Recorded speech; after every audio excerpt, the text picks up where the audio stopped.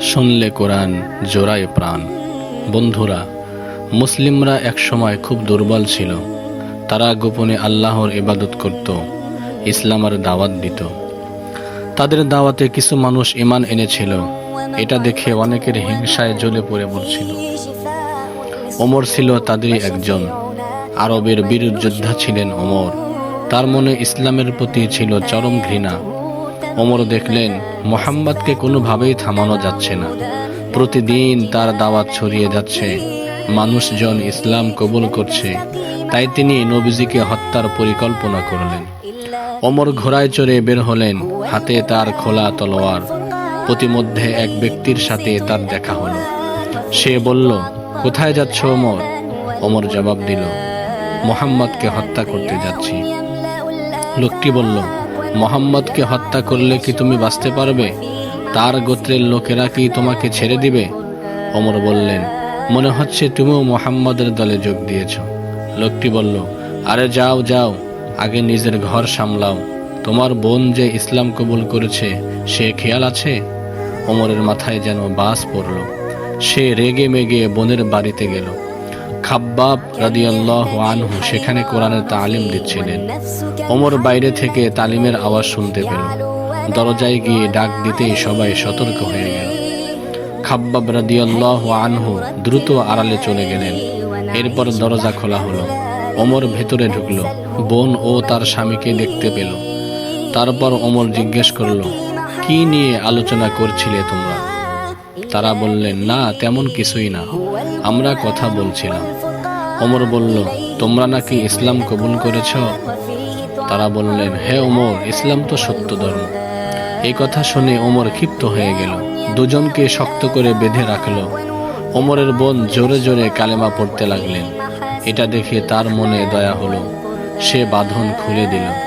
এরপর বলল, তোমরা কি নিয়ে আলোচনা করেছিলে, আমাকে একটু দেখাও তো। বোন বললেন, আমরা যা পাঠ করছিলাম সেটা নাপাক লোক স্পর্শ করতে পারে না। আপনি মুশরিক, নাপাক, আগে পবিত্র হয়ে আসুন। ওমর পবিত্র হয়ে এলো। এরপর সূরা তাহা পড়তে শুরু করলো। তার হৃদয় জুড়িয়ে গেল। সে বুঝতে পারল এটা কোনো মানুষের বাণী নয়, এটা আল্লাহর কালাম, আর মুহাম্মদ আল্লাহর নবী। সে বলল, আমাকে মুহাম্মদের কাছে নিয়ে যাও, আমি তার সাথে দেখা করব। এই কথা শুনে খাব্বাব রাদিয়াল্লাহু আনহু সামনে এলেন। এসে বললেন, হে ওমর, আল্লাহর নবী তোমার জন্য দোয়া করেছিলেন। আল্লাহ হয়তো সে দোয়া কবুল করেছেন। ওমর দ্রুত নবীজির কাছে ছুটে গেল। সাহাবীরা তাকে দেখে সতর্ক হয়ে গেলেন। তারা ভেবেছিলেন ওমর হয়তো নবীজিকে হত্যা করতে এসেছে। হামজা রাদিয়াল্লাহু আনহু ওমরকে ধমকি দিলেন। তলোয়ার উঁচু করে দাঁড়িয়ে রইলেন। নবীজি বললেন, ওমরকে আসতে দাও। নবীজি ওমরের জন্য দোয়া করলেন।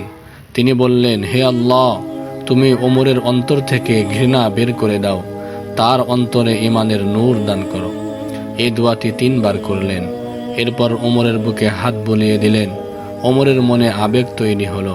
ইসলামের প্রতি ভালোবাসা জন্ম নিল। ওমর সাক্ষ্য দিল, আশহাদু আল্লা ইলাহা ইল্লাল্লাহ ওয়া আন্নাকা রাসূলুল্লাহ। এই দৃশ্য দেখে সাহাবীরা খুশি হলেন। তারা উঁচু আওয়াজে তাকবীর বলতে লাগলেন। আল্লাহু আকবার, আল্লাহু আকবার বলতে লাগলেন। কাবা থেকেও লোকেরা এই আওয়াজ শুনতে পেল। বন্ধুরা, দেখলে তো কোরআনের কত প্রভাব। ওমর রাদিয়াল্লাহু আনহু, তিনি ছিলেন ইসলামের চরম শত্রু। কোরআন পড়েই তিনি ইসলামের পরম বন্ধু হয়ে গেলেন। কোরআনের প্রভাব মক্কার মুশরিকদের অন্তরেও পড়েছিল। নবীজি একবার কাবার চত্বরে ছিলেন, সূরা নজম তেলাওয়াত করছিলেন। হঠাৎ সেজদার আয়াত এলো। নবীজি সেজদা করলেন। ওখানে মুশরিকরাও দাঁড়িয়েছিল, নবীজির তেলাওয়াত শুনছিল। নবীজি যখন সেজদা করলেন, মুশরিকরাও সেজদা করল। নিজেদের অজান্তেই আল্লাহর সামনে তারা নত হয়ে গেল। কারণ কোরআনের প্রভাব তাদের অন্তরে পড়েছিল, তাদের পাষাণ হৃদয়েও ঝাঁকুনি দিয়েছিল।